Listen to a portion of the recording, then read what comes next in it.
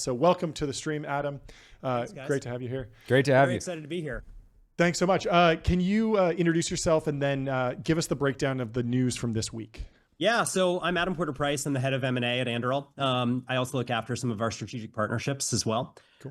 And this week we announced that we acquired Class, which is a ruggedized computer company. They're based all over the world. They've got locations in the U.S. as well as Ireland, and they've been making sales, to U.S. and allied governments. So what's important about ruggedized computing in the modern warfare context? So every Anduril robot has a computer in it. Mm-hmm. And it turns out that actually making a computer that can go into places that is hot, dirty, it's going to get dropped a lot, things like that is actually kind of hard.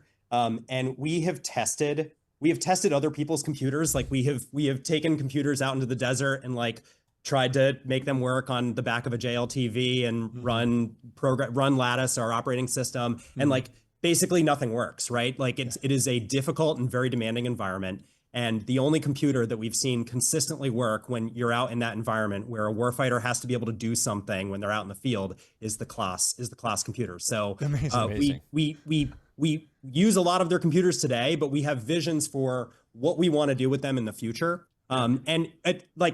The number one thing that is extremely likely to happen is that there are going to be more computers out in the world, and they need to make decisions. Our AI needs to be able to do stuff without being able to phone home and ask for permission. There's decisions that have to be made and literally can't happen fast enough over the internet or over whatever networks. Right, the speed of light is not fast enough. Yep. And so you actually have to make these decisions on the device. Yeah, I imagine the device gets hot, you want a fan to blow that out. Now water flows in. There's just a constant trade-offs, right? I was thinking, maybe another bidder in the process would have been Sonos, because I can't even get my Sonos speakers to work. And don't get Jordy started on Sonos. I'm with you guys. I love my Sonos, and then they messed up the app, and nothing works anymore. It's so bad. Anyway, quickly, can you benchmark what one of these computers feels like relative to a phone, a laptop, a desktop versus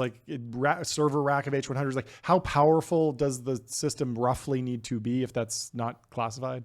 So the reason why we acquired this company is because the team can actually make lots of different types of computers. When we buy a company, we're really, they often have a product that we like a lot, but really what we're doing is we're getting an amazing team. Sure. And what we love about this company is that already they were sprinting with us on building a new product that we did. I think we announced this week, Menace T, right? Yep. But we have a lot of grand designs for different types of computers that we think need to exist in the world. Yep. And so they have a very popular computer called Voyager. And it's about this big. It's probably the size of a really thick hardcover book. Sure. But the team is extremely capable of building lots of different types of computers. And then the other thing that they do, which is for some people a little bit boring, but actually extremely valuable, is that they will build the chassis that's ruggedized. You can drop it off of a C-130 and it's going to hit the ground and it's going to be fine. It's still going to work, right? It has all of the cooling in it that you need. Yeah. It can carry a lot of different radios, right? So you can plug in a Silvus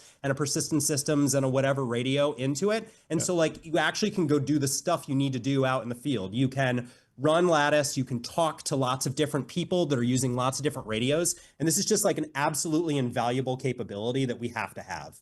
Okay. Talk to me about the anatomy of the deal. Is there an investment banker involved? When did you guys meet? I've heard this story if you're going to get acquired, you'll meet your acquirer a decade before the deal happens. Yeah. You don't just cold call and say, hey, I'm ready to get out and take my stock off me. I mean, if you're a good acquirer, you are out in the market and you are talking to 200 to 300 companies a year, and you just everybody, right? There's not that many companies in the world, and there's not that many good companies, and so the chances are pretty good that, in fact, every single company that we've bought, we've known them for a while, right? Sure. We've watched them, we've talked to them for years in advance, and we've been buying Class computers for years. We knew that they were really, really talented, and we realized last year that not only is our demand for computers just insatiable, but the things that we would like to do, if we had this team working for us, we could go build products that as two separate companies, we would never be able to do, right? It would just be too hard to make the incentives work. And we like we never buy a company that's for sale. Like we always make them for sale. We go find them and we ask them like, will you, we think that there's two paths, right? There's a path where we're separate companies and we do things arm's length, or there's a path where we are one company and we are able to move much faster together. And in every company we've bought, that's the route that they've chosen, right? So we've been working on this since last July or August. This is how long it takes. It takes 9 to 12 months to buy a company like this.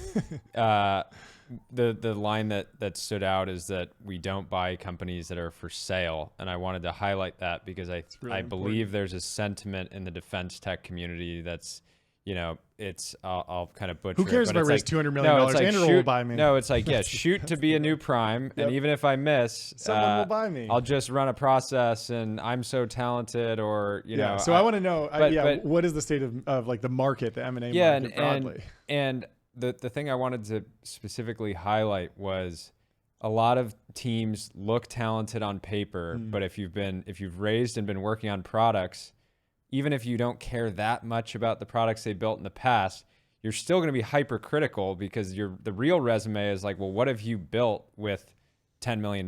What have you built with $50 million? What have you done? And because that says a lot more than who your investors were or anything else. We often, it's really hard to buy a company that has raised venture capital because the pref stack is, you guys know this, right? The pref stack is really, really high. So, and our expectations when we buy a company is that we can like 5 to 10x revenue in 3 to 4 years, right? So you really have to have conviction that when you're paying what we would pay for a company, and we pay in market multiples, like we can lean in on some things. We can be flexible in a way that I wasn't able to do when I was doing this in more traditional companies. But like we're not crazy, right? We pay like what a fair value is for a good company. We can lean in a bit, but if somebody goes out and raises a couple $100 million, like the outcome that they have to have in order for their investors to be happy and for the common to have a good outcome is really, really high. And I actually think that the ceiling on like a YOLO, like let's just do this and be legends acquisition is like $300 or $400 million. Like when Boeing acquired Liquid Robotics a couple of years ago, that was a company that they had invested in. They were a little bit bailing out the venture capital arm because the VC arm had invested in it. And so like big Boeing was like, all right, well, we want to own this. And I'm certain that I think they paid about $300 million for it. I'm certain that was 10x forward revenue. I don't believe that they ever hit that 10x forward revenue number, but like I actually think that is basically the ceiling that a traditional buyer can be like, yeah, let's just rip it, right? Above that, the board gets involved. There's actual valuation math. Like people start to look pretty critical at it. And so for like a traditional buyer, I actually think that that's the ceiling. And like, we're not stupid, right? We don't make dumb decisions about acquisitions. We don't just like rip it because it would be cool. And we're helping somebody out, right? Like we're pretty careful with how we value companies. Yeah. So you've talked to, 200 or 300 companies in the defense tech space. I'm sure some of those have raised venture capital every year.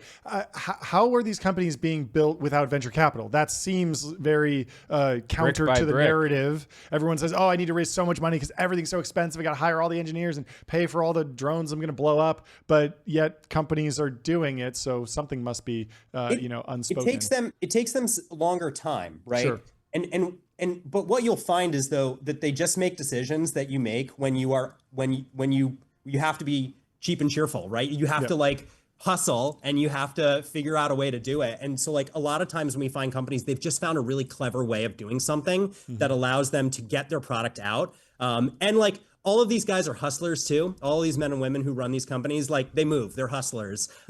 They are good at running their companies. And like, that's why we want to own them. That's awesome.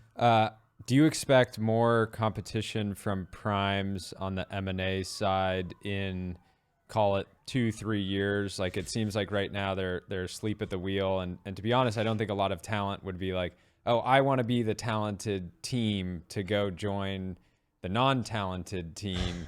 And then, it's not that fun, to be like the best team at a company, right? And, in many ways. Yeah, you want to be in a group of all A players. In some ways, that's what the money is for, right? Like, if you pay enough, right, that's what the money is for. But yeah, I'm with you. Well, yeah, and so that's what I'm kind of getting at. Do you expect you guys come in 3 years from now and say, this is a, we believe this is a fair price. And then, some other prime comes over the top and it's like, we're going to pay double just because we're getting killed over here. And that I don't happens think they'll ever pay double. I don't think they'll ever do that. I often am in deals, and like there are other people in this ecosystem that are smart, like other more traditional, but not super traditional, but other acquirers. And the problem is that like they are just, you have to do like 100 things right to buy a company like this, and to win, right? And if you do some of those things wrong, and like a traditional incumbent is just they have so many impediments in their way of keeping them from doing this.